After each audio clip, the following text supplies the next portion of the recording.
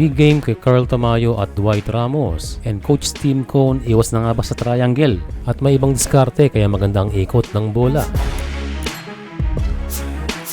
Muling pinangunahan ni Carl Tamayo ang Gilas sa Pilipinas matapos ito magtala ng 22 points, 9 out of 14 field goals or 64% and 4 na 3-pointers.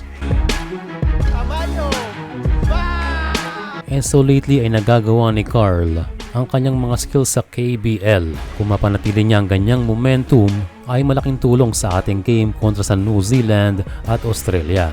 Batagan hindi naglalaro si Justin Brownlee, nakakain ng kanyang oras pagdating ng Window 3 competition.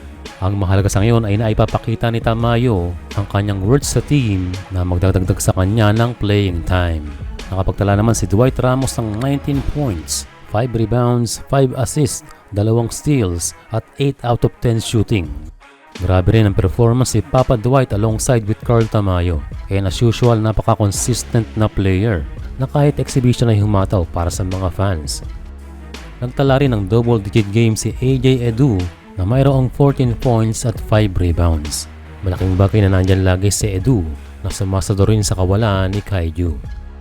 Isa sa magandang pinakita ng Gilas sa dalawang tune-up ay nandoon ang confidence kahit walang Brownlee. Resulta, they shoot the ball well. Maganda rin ang ikot ang bola at pasahan. Ang ganda ng blind pass dito ni Justin Baltazar for the cutting Dwight Ramos. Papakita lamang ng playbook ni Coach Tim Cone ay umiikot sa marami ng plays. Yan ang mensaheng gustong sabihin ni Coach Tim heading sa Window 3 ng FIBA World Cup Asian Qualifiers. Kanyang nilinaw sa interview ng Spin na matagal na nilang naisantabi ang paggamit ng classic na triangle offense 5 years ago. Dagdag pa niya na iba na at modern game na ngayon or fast at up-tempo. Kaya ibig sabihin daw ay mahirap nang isabay ang classic na triangle dahil mabagal ito. Pero dahan-dahan daw ang naging transition hanggang sa mas lumawak na ang kanilang playbook or marami lang adjustment ang nangyari. Inamin ni Coach na triangle pa rin ang kanilang route. Pero ito ay kanilang pinalalawak, madali nang i-adjust, depende na lang sa mga kalaban.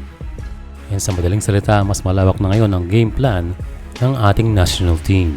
And so makakita pa rin tayo ng triangle, pero ito'y parte na ng modern game at evolution ng laro.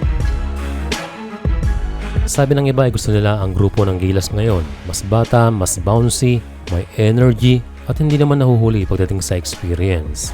Kaya hopefully magkaroon ng magandang performance ang ating national team ngayong window na again malaki ang effect sa darating na second round ng qualifiers.